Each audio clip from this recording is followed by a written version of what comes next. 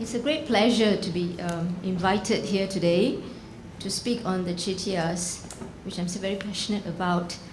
And I want to, well, my name is Rani Tan. If you're wondering why Tan, because I'm married to a Tan. Okay, pretty obvious. Okay, I'm not a Tan, so I'm now a Tan, okay, Mrs. Tan rather. How did I come upon this area of research? Primarily my professor, Professor Hans-Dieter Evers, or rather emeritus professor now in Germany, he kind of like almost forced me into it, you know. And but as I read all the literature review, I got fascinated myself, you know. So I wanted to do it anyway. Before I start, I just want to say, for me, it's quite a nostalgic and emotional moment here for me standing to talk about Chettiars, because I finished my thesis on the Chettiars more than 20 years ago, and when I came back to Singapore, nobody was interested. I did 14 months field work in India, Singapore, and Malaya, or rather West Malaysia, Kuala Lumpur. That's a long time, you know, almost like any Western anthropologist. And I did a lot of work, I took a whole summer to transcribe everything that I collected, and I came back. There was no interest. I was very disappointed at NUS that nobody took interest in what the Germans, the Americans, and all Europeans were so interested in. So I kind of didn't want to bother the community any further, and that's why I was MIA, missing in action, you know. So the community was already, okay, she came back, we don't hear anything, what happened to her? You know, it's got nothing to do with the community, it's got to do with the response or the apathy that was received at that time. So I went to the corporate world and became a corporate manager in a German company, an MNC, which then landed me with a job at the business school in NUS. And then now, for the last 9 years or so, I've been with the business school, or the Lee Kon Cheng School of Business at SMU. But I am very touched that after 20 years, like a submarine, I can resurface again, you know. I want to first of all say thank you to the Chettiar community, and some of them played a big role. I always remember them. Mr. Karpin Chettiar, late Mr. Karpin Chettiar, who's passed away, he was the trustee of the temple at that time, and he was my key lead that got me into the whole network of the Chettiar money lending sector. And then, of course, a very, very dear man to my heart, I will never forget, is the late Mr. Arunachalam. His 3 sons, you know, and they are wonderful people. One of them became a doctor. I'm not going to mention their names so that you don't harass them. And the other one is a writer and scholar, very intelligent. And the third one, he's a think tank in policy issues in Singapore, you know. And they are all very precious people. And of course, Dr. Thinappan as well, who also helped me understand the non-money lending faction at that time. I was doing it in the 1980s, all right? So I want to really say thank you to them, because without them, there would have been no thesis, and the Chettiar community would not cooperate with anyone and everyone, and for good reasons, you know. So I respected the fact that they did cooperate with me, being female and non-Chettiar, you know. And the third complication is I was a Christian, you know, but I still am a Christian, all right? And that was not a barrier for us to connect so well, you know. So religion was not an issue. I'm not a Chettiar, and that was not an issue. So I'm very, very thankful and grateful to the Chettiar community. All I can say is long live the Chettiar community. Okay.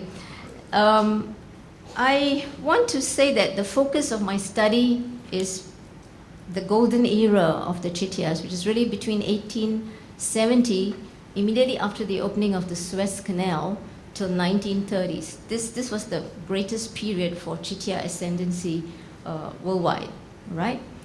And I find them extremely fascinating, but they are also the most misunderstood group because the stigma attached to money lending, you know, and very often people associate the Chettiars with all kinds of money lenders, which made a mess in the way money lending was conducted. So they are a very misunderstood community, And thirdly, most Singaporeans, especially the younger generation, I would say some of the Gen X and certainly nearly all the Gen Ys, are totally ignorant of this great community and the impact they made on Southeast Asia as a whole, particularly in Burma and Singapore. And Singapore is my homeland. I am a Singaporean. That drove me to, write about them more and to come back here to talk again, right? So what is so fascinating for me is it's a very small community at the time of, the ascent of 19th century British colonialism. Really small, all male. It's a male community, and the other fascinating aspect, of course, as a historical, sociological, scholar, is that how come such a small community, all males, could establish little communities all over Southeast Asia and I studied the countries that they travel in a short while, and became so successful outside their homeland. I mean, they're taking a lot of risks, coming out of South India to Southeast Asia. That's what we all think. Now, these are some of the countries they ventured into and became very successful. South Africa, Mauritius, Sri Lanka or Ceylon at that time, and then Indochina, particularly South Vietnam, Burma, Thailand, Malaya, including Singapore, and Indonesia, particularly Sumatra. So that's quite a lot, cover quite a lot of countries, and at least Africa and, Asia, two major continents. So these are the different places, and I just want to unfold their history as to how they were organized, not only economically but also socially, and what were the factors that led to their success and demise. That's the scope, and I'll try to make it brief. All right. To give you some idea how small they were, in 1891, this is worldwide, okay? There were only 7,851 Chettiars. That's that small. In 1896, they were about 10,000, and then in the 60s, they grew. 1969, 80,000, 73, 1973, 86,000, and today, about 125,000. Still, by far, a very small community. Okay, so they've always been small. They still are small. So they don't have large families like many of the Chinese or other Indian families who would have like 6 kids, 5 kids, 10 kids. They only have 1, 2, 3 at the most. Very few. They have very small families. That's quite understandable because the men were all away. They were away from their homeland without their wives and kids. So they all had small families, and some of them had no children at all, and therefore they would adopt from within their own community, of course. All right. So this is itself very interesting. They didn't bring their women and children till much later to the overseas centers. So as I said earlier, I would like to concentrate on their golden age era, that's between 1870 and the 1930. And it's quite interesting to know that the rise and fall of Chettiar money lending activities parallel the rise and fall of British colonialism that emerged in the 19th century. So obviously there's a connection with them and the British state, just like Prof. Tan was talking about the Sikhs. I was quite fascinated because there are quite a lot of parallels there. So obviously this was British strategy, to use the right people for their own personal advancements. I think you're very kind to the British by saying that, they thought that they were the best people because they're more familiar with the terrain to fight, the Afghan people. I think the British wouldn't mind losing some Indian lives than rather their own lives, Perhaps that was also another reason, untold. Over here, when the British arrived in India, what were the Chettiars doing? They were salt traders, way before the British arrived. And if you know anything, salt is not just a preservative, especially in the Middle Eastern societies and possibly also in India, although not much research has been done, it was a currency. And the British wanted the salt trade. This is what a lot of you here don't know. So they had to push the Chettiars out. But what they found was that the Chettiars were also creditors, besides salt trade, to the agricultural and trading sector of South India. Fascinating, right? So, just as they had to make a decision about the Sikhs, who to send, okay, militant enough, they are the right people, same strategy, no difference. In the meantime, the British had already colonized Southeast Asia, okay? So the question is, they discovered a lot of, or rather before the question, they discovered a lot of resources in Southeast Asia just as they did in British India, which means how to commercialize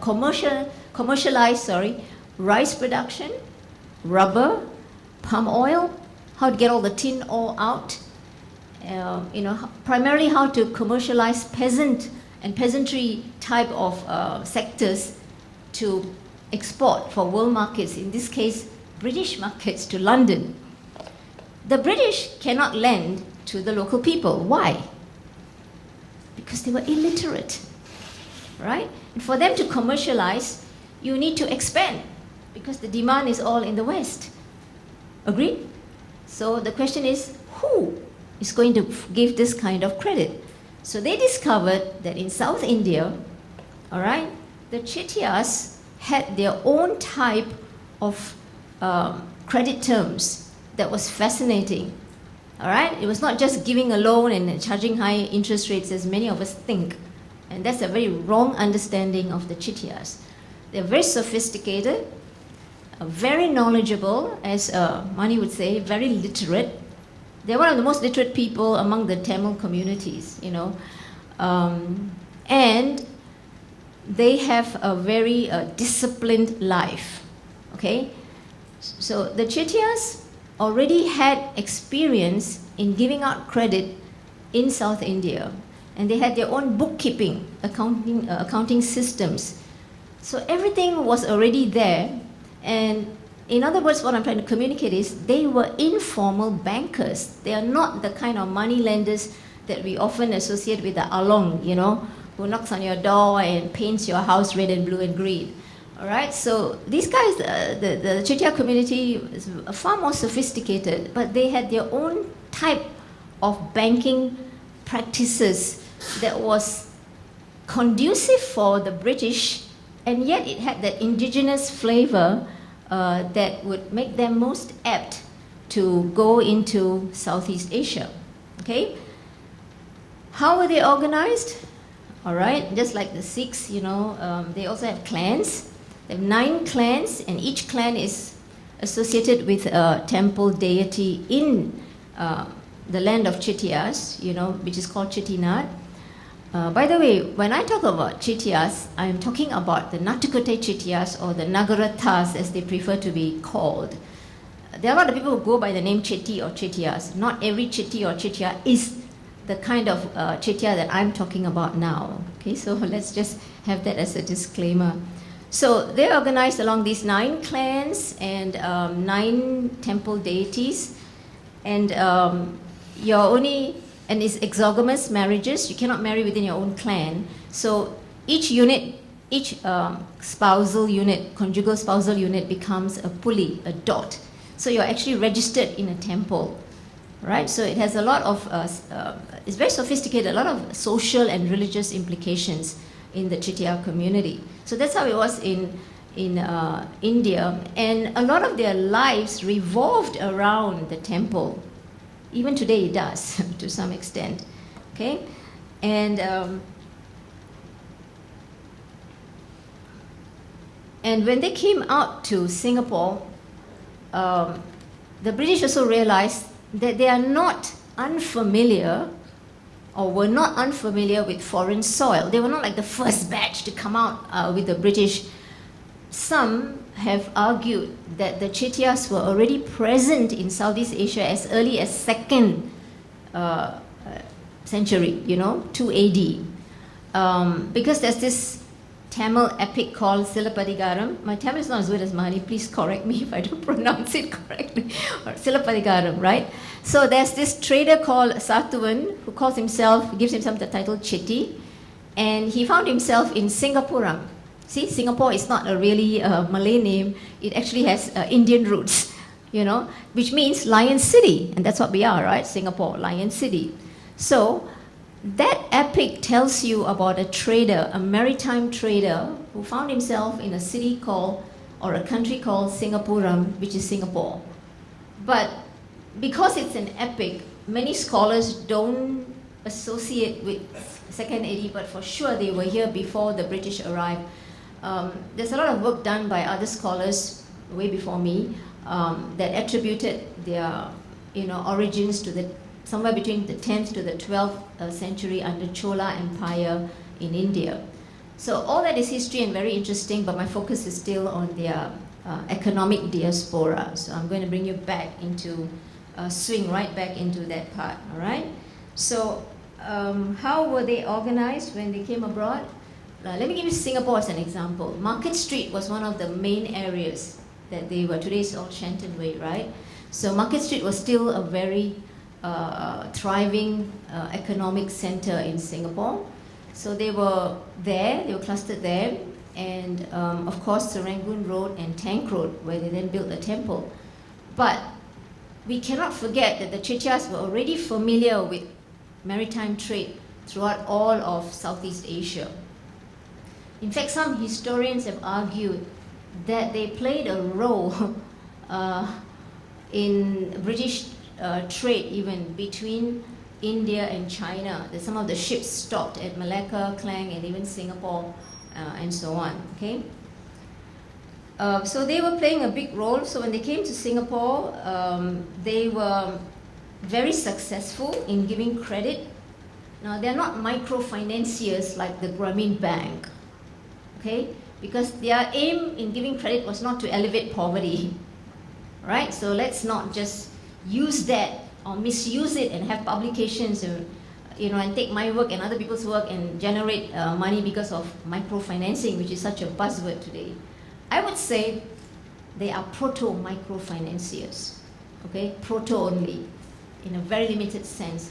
But they were certainly very sophisticated, informal bankers, worthy enough for the British to form alliance with, to ensure for the peasantization process. And because of Chettiar credit, Burma became the largest rice exporter, right? What were the other things? In Malaya, rubber, palm oil, tin. And then as a result of that, Singapore thrived as the entrepot trade, because the Chettiar credit went to the Chinese communities in Singapore, and even Mr. Lee Kuan Yew made mention to that, and he attributed to the Chinese businesses credit going back to Chettiar money. All right? And before I conclude, I just want to let you know, there were more Chettiar firms than there were banks in Singapore, which most of you may not be even aware of. In 1893, there were only 4 banks, right? British banks and so on, and other kinds. There were 28 Chettiar firms. 1900, there were 19 Chettiar firms. 1910, there were 9 banks and 35 Chettiar firms. Can you get a feel of it? The impact that they made. But unfortunately, in the 1930s, they became an object of hostility because of foreclosures. They did not want land. And this is why a lot of people have negative views about Chettiars. They were not going around collecting land, but because the Burmese defaulted on payment based on collaterals, they became landowners. So 25% of rice land went into the hands of Chettiars, and the Burmese rebelled against it. With the Japanese occupation, they lost everything. Perhaps you're not aware, they walked back to India. They had to walk home. They lost everything, and in 1948, land was nationalized, and that was it. The Chettiars lost everything, So it is a very emotional thing doing research on them, You can't just sit there like a computer and just absorb. I used to be very moved, almost to tears, and hold back their plight and agony what they went through, you know. And therefore, they never went back there, and that's why Singapore became the next biggest focal point as far as GTR money lending or informal banking was concerned. So all this led to a lot of problems everywhere. There was independence, and the Chinese communities by then formed clans, and these clans had their own money to fund them. So again, there was not much demand for the Chettiars, and therefore the demise. But they're not wiped out. There are very few Chettiar money lenders today, maybe 4, 5, you know, pretty insignificant, but they've come back all over the world, even in the US, as professionals, as doctors, lawyers, as skilled workers. And in Singapore itself, we have about 1,200 households. There's about 5,000 Chettiars, roughly.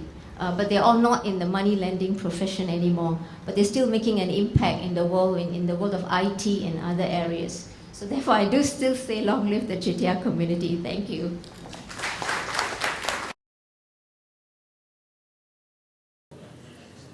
Hi, it's good to be here today.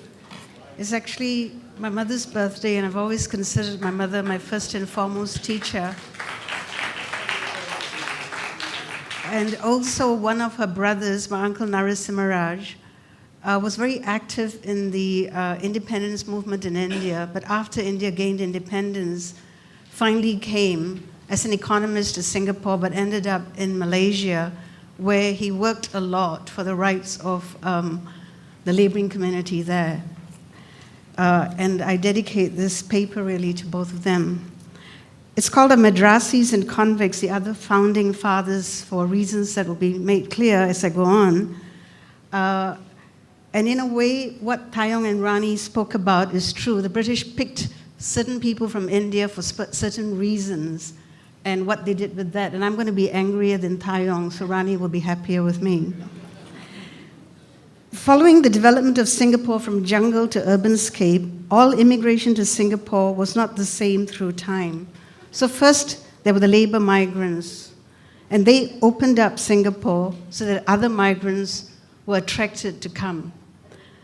To migrants, and these other migrants include first, again at the lower level, migrants engaged in petty trade, small enterprises, and finally, as Singapore urbanized, and especially after it at least became as desirable a place as KL and Penang, for instance, migrants, mainly Indians from a British India, served in the medical, law, administrative, teaching, and such professions, as well as those who came here to trade vis-a-vis already established family firms.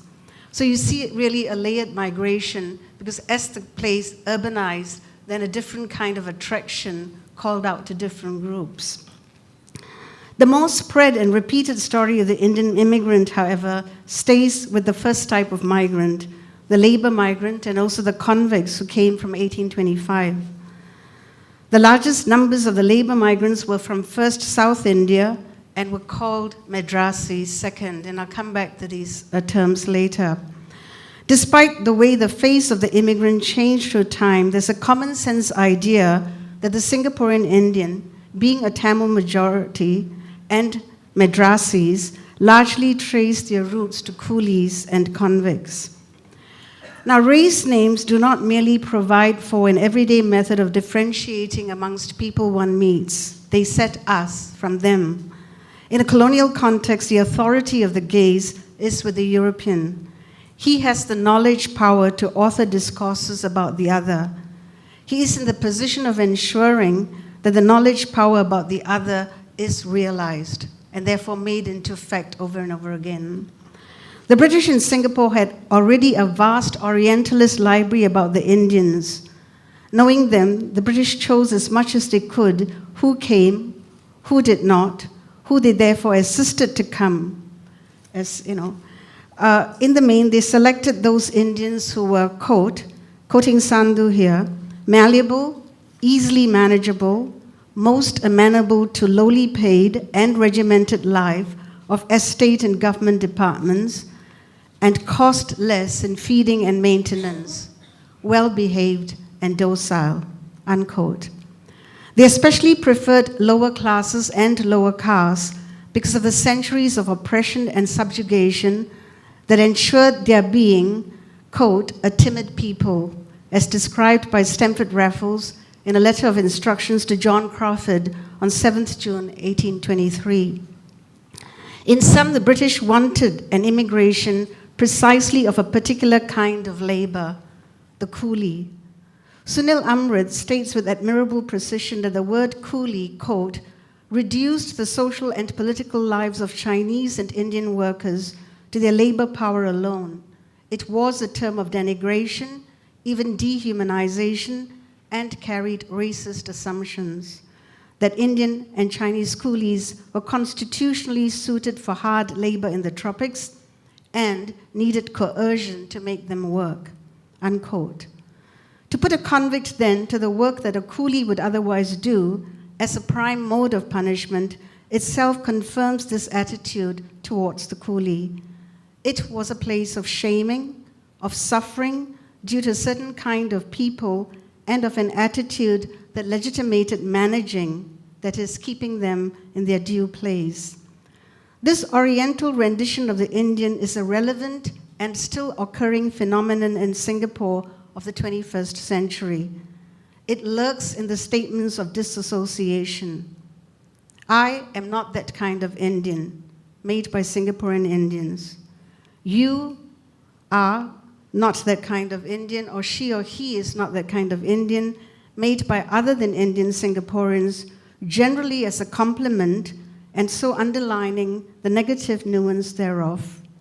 And the disassociative stance that the new Singaporean Indian with an Indian background takes. Thus the question, what was the life of a coolie in Singapore in the 19th century in relationship to our lives today as Singaporean Indians, Indians generally, and most of all as Singaporeans generally? Could we be an Indian community? Could we be the Singapore we are without this relationship? I'm sorry, as these are going into a book, I can't take out the sellotape yet, so anyway, this is the 19th century, so I don't need to use PowerPoint, I suppose. This is a photograph of Serangoon Road. I'd like you to notice the jungle behind and the dirt track. Roads of that time were really what we would consider dirt tracks today. And this is quite an impenetrable jungle. So let me just first talk about the fact that how a road is built, which we do not often think about.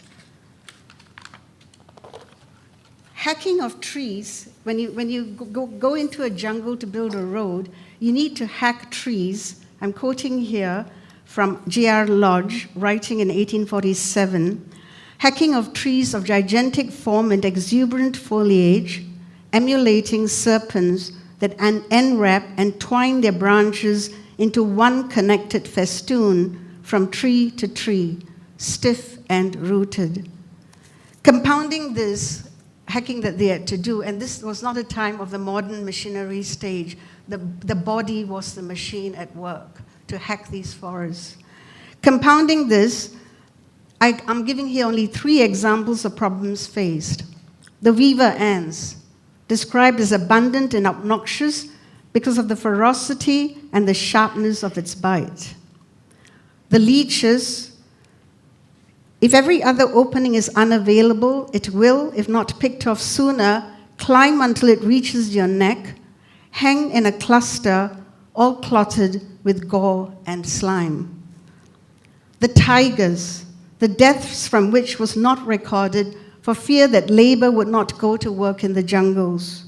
In fact, the British criticized the Chinese who hired the laboring Chinese to hack jungles because many Chinese died from tiger mauling.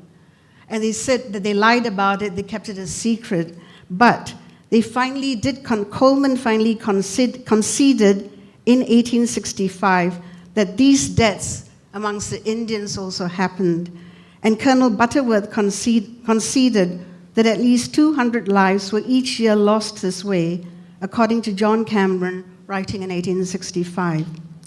Tiger attacks specifically occurring in Serangoon Road. They often don't mention where they occurred, but there have been at least a few tiger attacks that have specifically occurred in Serangoon Road, even years later, in 1865, long after the area was more cleared than it was in the beginning. The road, a dirt track as with all roads at this time, required, again as with all roads, as John Cameron observed, quote, "A considerable body of men are maintained throughout the year at the public expense to keep the roads clear of it." He worries about public expense, but he doesn't talk about the labor, the debts, etc.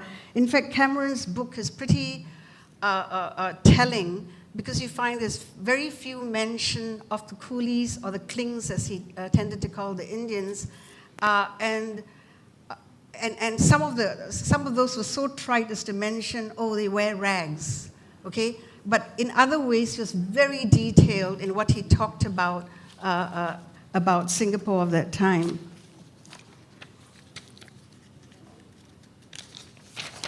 I'd like to look at the map of the town and environs of Singapore by an actual survey by G.D. Coleman, published in 1839. I'm sorry it's a small map, but you will see that this is the town, and over here is where Serangoon Road runs.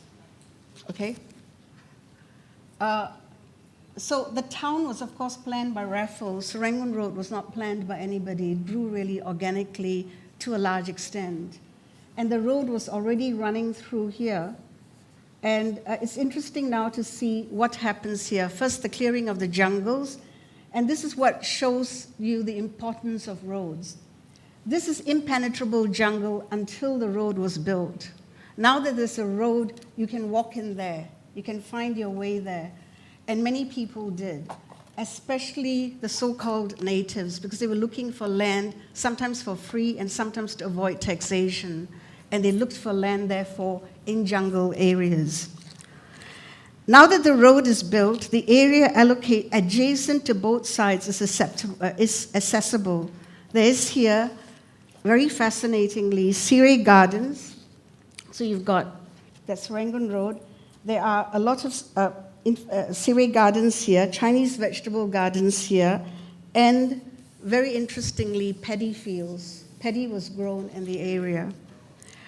I'd like to stress again, in a way, this was mentioned by all three speakers before me, that when you talk about Indians, it's difficult to capture everything under the word. The word shifted with its meanings time and time again.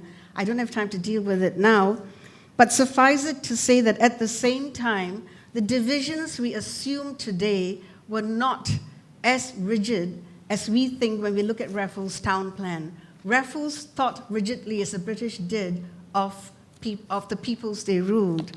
But, and I'm here quoting John Keir in his book, The History of India, it would have brought together a diversity of people also with respect to diversity of Indians, because religious and cultural identities are important, but as a source of political differentiation and conflict, they are not much in evidence in pre-Islamic India, were often exaggerated thereafter, and only became paramount during the last decades of British rule. Historically, it was Europe, not India, which consistently made grounds for war and the state an instrument of persecution. Sorry, I need some water.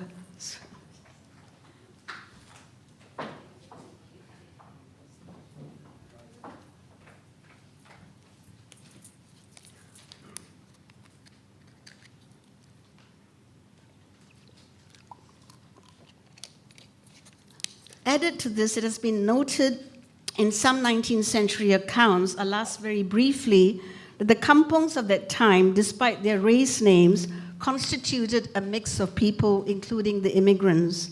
It has also been noted, including a mix of immigrants, it has also been noted that the Malay women were popularly sought after for marriage by all groups of people. Let's not forget the migration was very heavily male.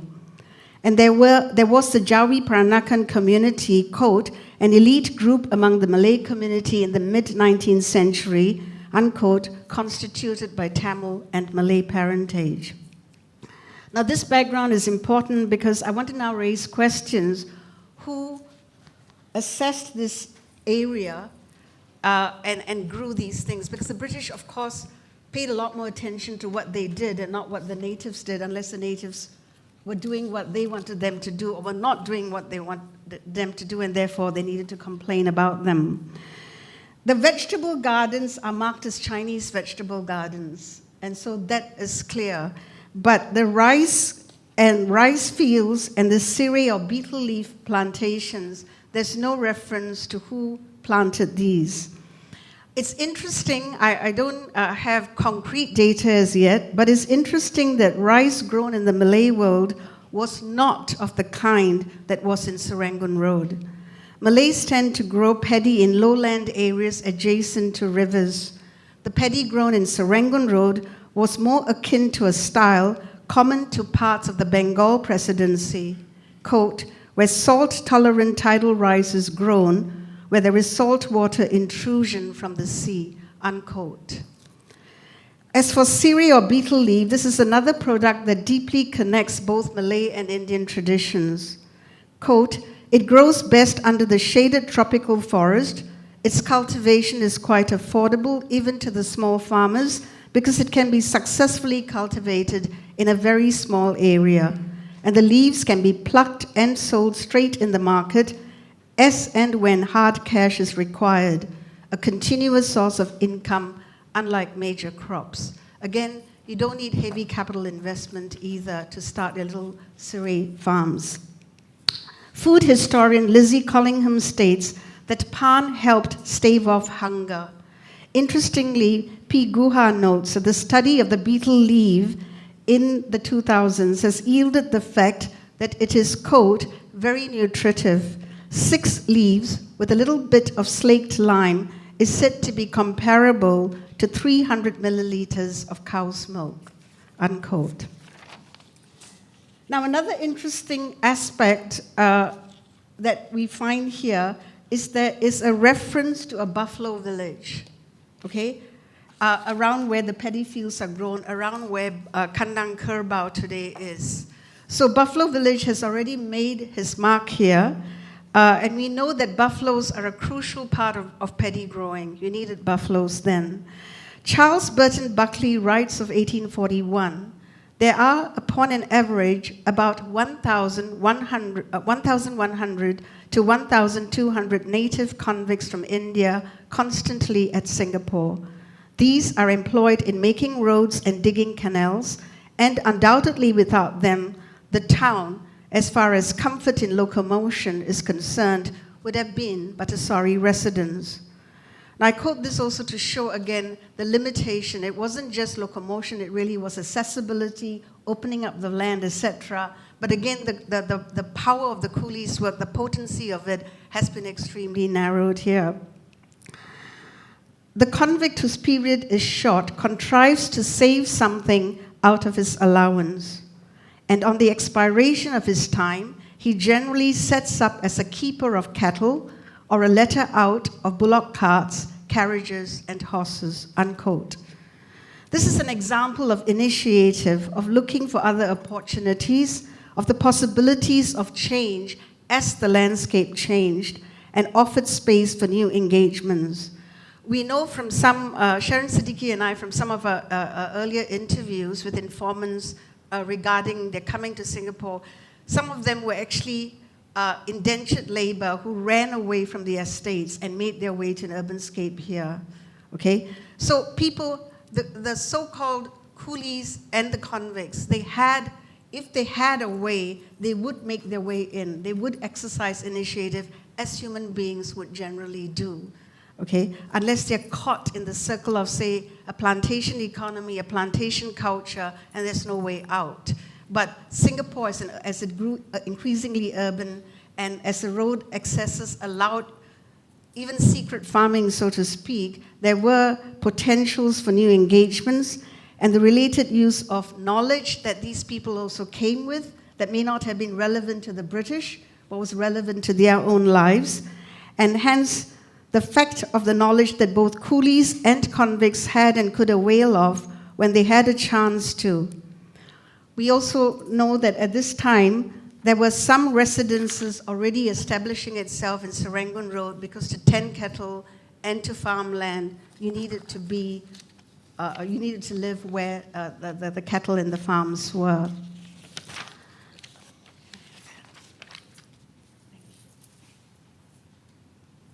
This is the plan of Singapore town and adjoining districts from actual survey by John Turnbull Thompson, Governor Surveyor, Singapore, published in 1846. The paddy fields have disappeared.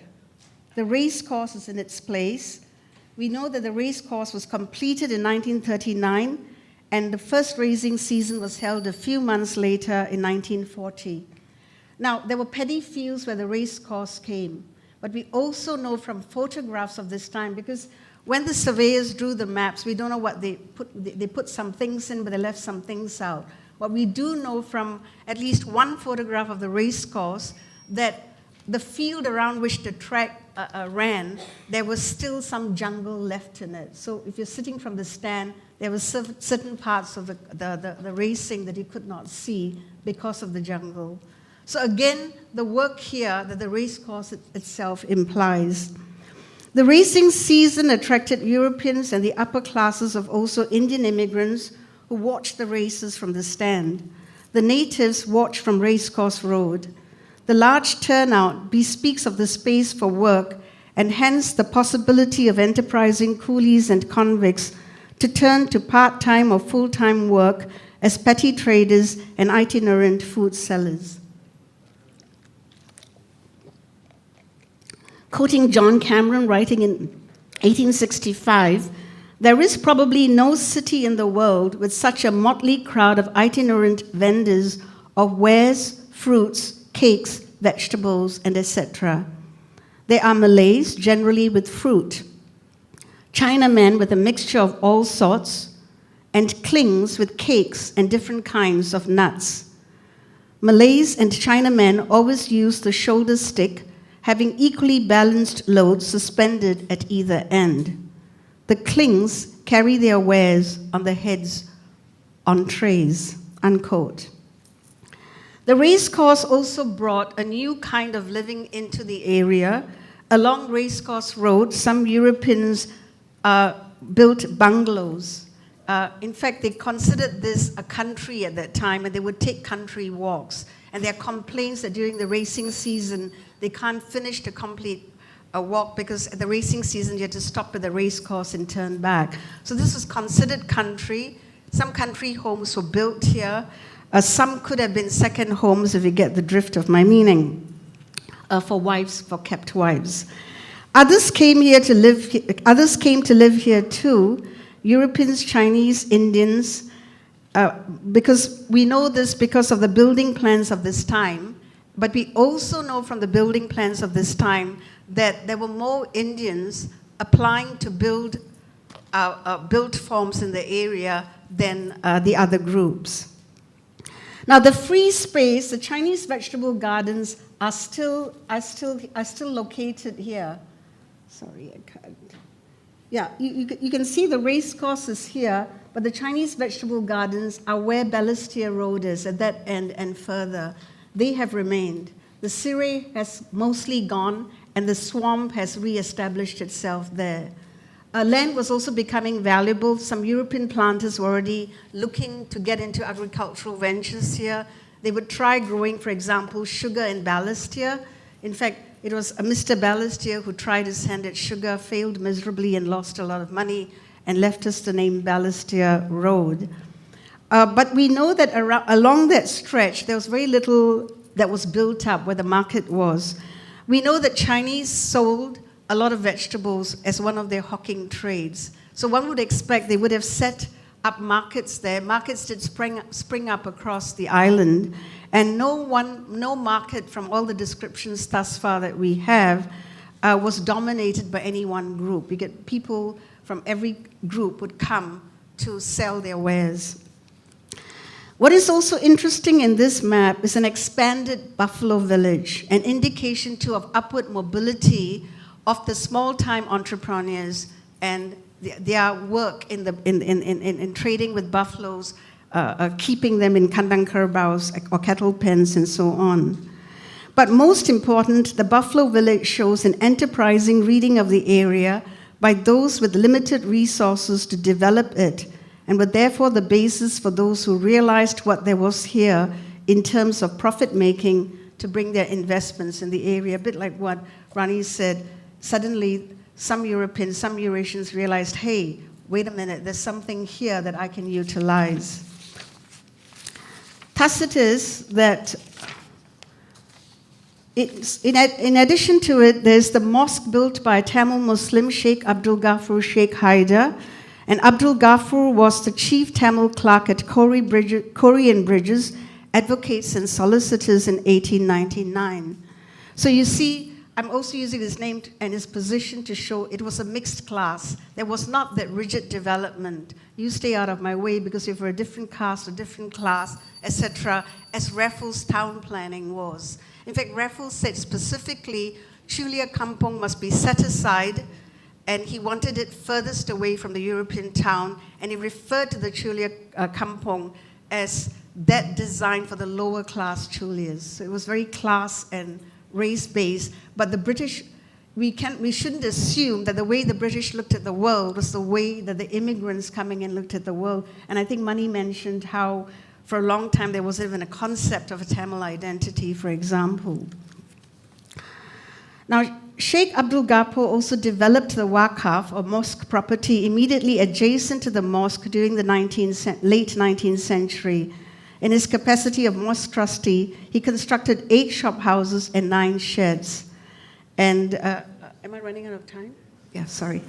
Okay, so there is the ground floor of the shop house too, was interesting. And what we have here then is 2 people, I.R. Belilios and Henry Desker. Henry Desker came and took that part of Serangoon Road where Syed Alwi Road is, running right down to where the Serangoon Road ends, where Siligi starts. He bought a lot of property there, expanded a thriving cattle trade, where the cattle was mostly sold for meat.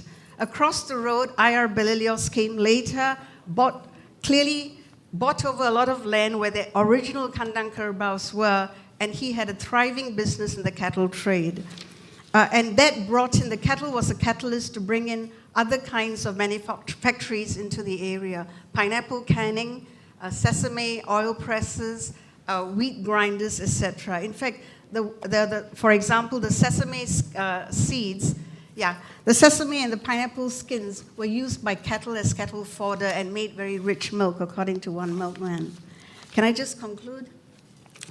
Now, coolies and convicts were the founding fathers, both of the modernizing of Singapore, and are the ones who therefore paved the way for other kinds of non-coolie and non-convicts to come to Singapore.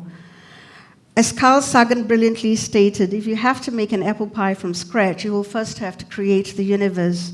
To be Indian in the finest forms that this can enable us to be, we depend upon a configuration in which the more than the finest hold together.